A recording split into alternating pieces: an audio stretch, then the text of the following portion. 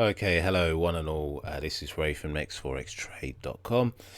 Second time round, as my mic wasn't working this reason for some reason. So we're gonna crack on again. Just go over what we're seeing in the market today. So firstly, you can see that I've got a position in on the NZD/USD. This is actually part of another position. In fact, I'm going to crack on with that first of all. So let's have a look at that NZD/USD. So you can see there were two positions that I had in this. I had one which already hit take profit, and I now have an additional position in here as well, which is currently in profit. So look back on the other videos for the premise for this entry, but you can see that at the moment what I've done is manage the trade so that I've used a protective stop so that should the price move against me now, I've locked in a profit. So the current setup on this is that if the price goes against me, it'll be about £70 profit, and I've got this take profit in here for £156. So yeah, more or less this is gonna take a profit unless something super extreme happens in the market and all my levels get jumped. Unlikely, but it can happen, so just be aware of that. But at the moment, yeah, this is going nicely. This is one of the ways that I like to manage profits when the opportunity arises, is to use the price action to determine the exit. So here we can see that the price had started to make these lower lows, lower highs in this action here, and what I've done is got a stop above this. And obviously I could do this less aggressively, maybe take these levels here for the potential of a much bigger move, but I'm happy with the way this is played out here now. So I'm just going to use previous lower highs to guide how I move my stop loss to protect profits going forward. So let's have a look at some of the other stuff in the market. AUDCAD. So with AUDCAD, as discussed yesterday, and this is the case with a lot of these ones, although they weren't great for setups yesterday, if you look at yesterday's video, today they've kind of matured to make entries more viable. So AUDCAD, we've got some nice bearishness, lower lows, lower highs. We can see that we've got this reference point on the daily where it's come up, hit resistance, some zonal previous support here. These kinds of levels just tell us that should the price approach this level again, it's probably going to have some trouble moving much higher than it. So it gives us a reference for our stop loss. The fact that it's in our standard deviation in the overbought area as well gives us some clue that the price could move back down to continue with this trending movement. The problem with this for me at the moment is what the 4 hourly is saying, because the 4 hourly is still representing this retrace that we've seen on the daily. So this move up here is this move here. So I personally would want to see this more bearish movement. We've started to see the hourlies and the lower time frame start to roll over, so they are producing lower highs and lower lows, which is good. So that means the narrative, if you like, of the daily start to play into the lower time frames as well. So we're starting to see bearishness on these, but really what I think is going to be make this more tradable is it's seeing it break this previous level here. So if we look at the 4 hourly, so these kinds of levels here where we're seeing this support here on the hourly and the lower time frames, on the 4 hourly, if it could break that, it would also break out of our standard deviation, and it's waiting for it to pull back. So in context of our standard deviation here, in a downward move rather than upwards, if we see it come and interact with the middle or the upper edge and show signs of reversal, so reversal candles, then that would allow for a much better entry. Stops above these previous highs are viable, or even yesterday's candle. And yeah, 1-to-1 take profits would be around this level if we get the type of entry we're after. Even viably 2-to-1s around these levels at these previous lows as well. But that just needs to mature a little bit more before considering that for an entry. Okay, so next is the AUDCHF. Again, some nice signs of bearishness. Hit a crazy amount of resistance in previous days, which is also, if we zoom out, interacted with our standard deviation, the upper channel. So there's some clues that the price could revert to the mean and find some you know, move back to the average and move down again. But again, excuse me, the problem for me on this is what the 4 hourly is saying. It doesn't really I mean, if the hourly were to break and the lower times were to break this support here, move down, and we'd have a nice standard deviation, even if it wasn't ideal on the 4 hourly, I may still consider that because of where the stop loss place and where the take profit would be. You see, if it breaks this, pulls back, and let's say we have an entry around there, stop would be above this high, and then the take profit would probably be before this on a 1-to-1. So that would still stack. Of course, the bigger move that we're looking for is to approach these previous lows. So, you know, the position in here, stop loss above there, that gives a nice reward to risk. But for me, I think there's just other better stuff in there to take advantage of that's a bit more ready than this one right now. So I'd pass on that for today. Similar story with this, won't labour the point. This is overbought here. This is very bullish, but this is bearish. And there's a whole lot of support on these lower time frames that needs to be broken first before giving sense to shorting this. So I'd pass on that. So the AUDUSD, definitely bearish on this overall. The daily's in a kind of a tricky place in that I would prefer to see it closer to these upper edges here, but it's still in an overbought kind of area, and it's shown some very clear signs of reversal where previous days it's interacted with this level, which was previous support as well, zonal support. So stops above that level make sense. And also the hourly and lower time frames, it's broken that previous support, it started to move down. We can see on the lower time frames it's starting to produce lower lows and lower highs. So if you look at the 15-minute and put a standard deviation around the price action, you can see here this is good. So waiting for it to, the way you could play this is waiting for it to pull back to the average here or the upper edge here. Stop losses above the daily highs here, and look to short this to, you know, 1-to-1 or beyond is viable. But for me, again, what isn't ideal on this is what the lower time frame, the 4 hourly time frame is saying. Actually, it's not too bad. Yeah, I mean, you could play this based solely on the 15-minute, I think. If this were to find some value, so to come back to average or more conservatively the upper edge, see a reversal candle off of that. There's enough information in that, yeah, to short that with a stop above these previous highs here. So that could be one to keep an eye on. Definitely worthy of a potential short. No, this one is no good for shorting based on this strategy. What's this? This is CADJPY. Some nice bearish movement. 4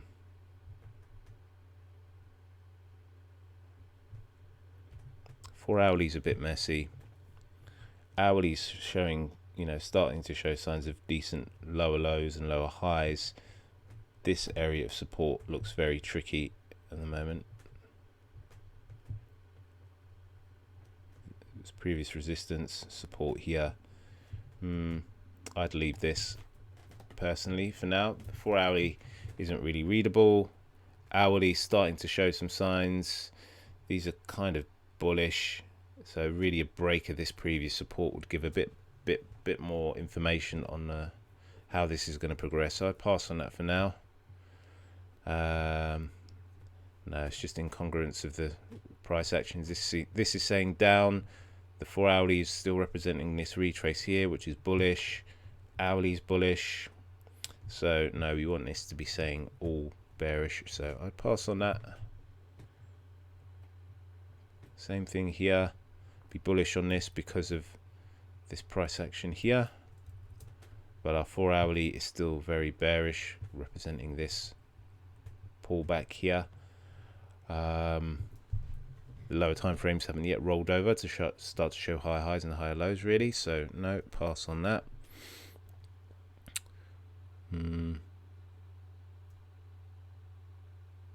Pass on that.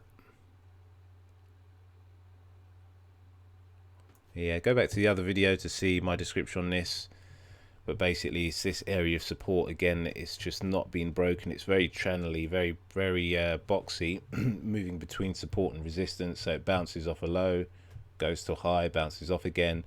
And although I'm bearish on this overall, we want to see it break previous support really definitively, and then pull back, allowing for an entry. So no.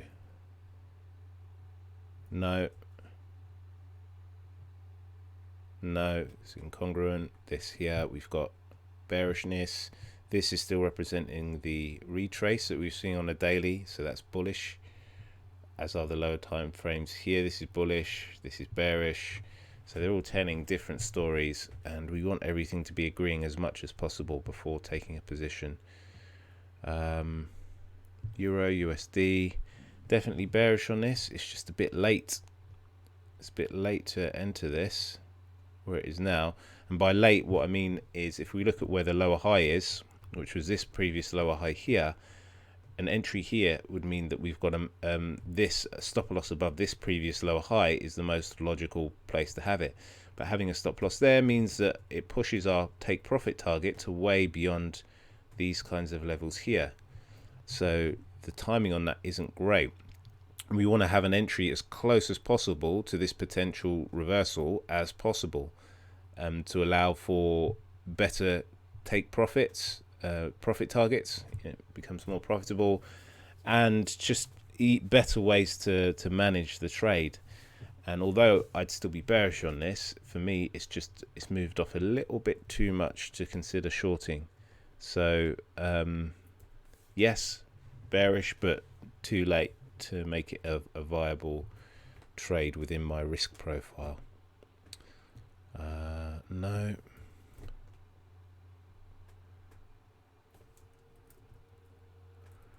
Need to see more signs of reversal on these lower time frames, but it's good that the daily, I mean, it's interactive with our standard deviation here. There are no real signs of reversal yet, but you can see yesterday, or when was it, Friday's high had interacted with this previous support, this kind of zonal support here, previous resistance. So there's good reason to believe that the price could find it harder to move higher than this level. But before shorting this, we want to see more signs of bearishness on these lower time frames first of all, and then a stop above this level would make sense, but you need to wait and see. Be bearish on this overall, but everything here is really still staying bullish, so pass. Same thing here. No. GBPUSD. No, bearish overall, but these are still representing in this pullback. It's a retrace, so everything here is still quite bullish, but we want to be short on this, so no, pass on that. This is another one where it's a bit too late. It's good price action, but you can see it's approaching this previous low now, so this is just too late. It's the same thing I was saying, you want to be as close as possible to this. We saw this reversal where we had this resistance that it encountered here, started to move away, and you know, it's just missed this really. It's too far gone, because it would mean a stop loss above here, which projects your profit target way beyond to kind of these levels here, and it's much harder for the price to break past the previous low, or you just need to be more patient with it. It's just more things that can happen. So no, I wouldn't be thinking NZD-CAD, NZD-JPY,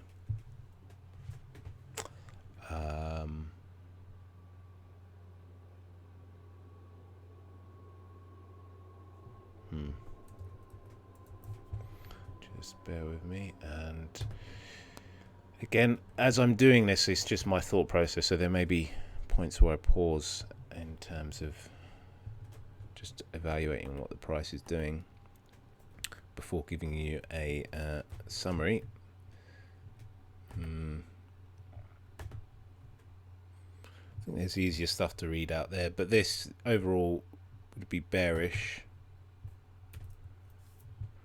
So what I'm looking for is this. I'm deeming this here as a lower high. I want to see how significant other price levels are that may have interacted with that. So this low here pops out, but that's about it really.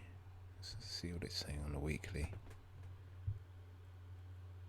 Yeah, there's some context on the weekly, but it's not significant.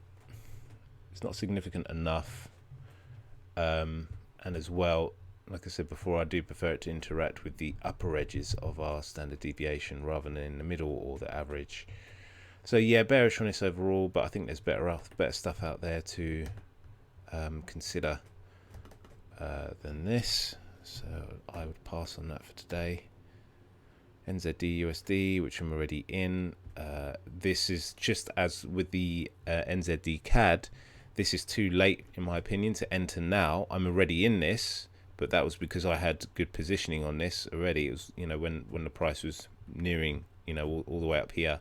This is the second position I've got in this, and I've already taken profit on it.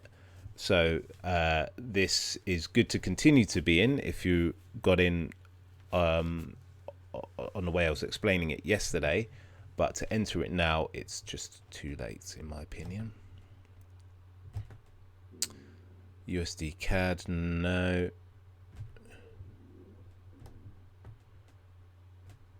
No, it would be bearish on this overall. Nice signs of resistance here for stops above this type of level, but the problem is what our lower time frames are saying. So the 4 hourly is still very bullish. Viably, these, you know, hourly higher lows, it is encountering a lot of resistance, but it's just the context of the price. This could still push higher, so it's really breaking these previous lows like this one and this one that would give a bit more believability to it moving lower. So I wouldn't be short on that right now. This is pretty much the same story. USDJPY, I'd be bearish on this overall. Nice signs of resistance, but would want to see more signs of bearishness on these lower time frames before considering. And that's it. Yeah, Bitcoin still bullish on this overall. Reference point would be the stop below these levels here. Take profits. I mean, this level here could be tricky to overcome because of this previous resistance, but if it breaks that, then that would be another type of level that would be considered for taking profits, or at least having trouble moving higher than. And then beyond that, maybe this previous high and then this previous high. So yeah, that's it for today. If you've got any questions, feel free to drop them in the comments below, and don't forget to subscribe so you can get notified and ask questions while this is live. So yeah, thank you very much for listening, and I will be back again tomorrow for Wednesday's overview. Thanks, bye.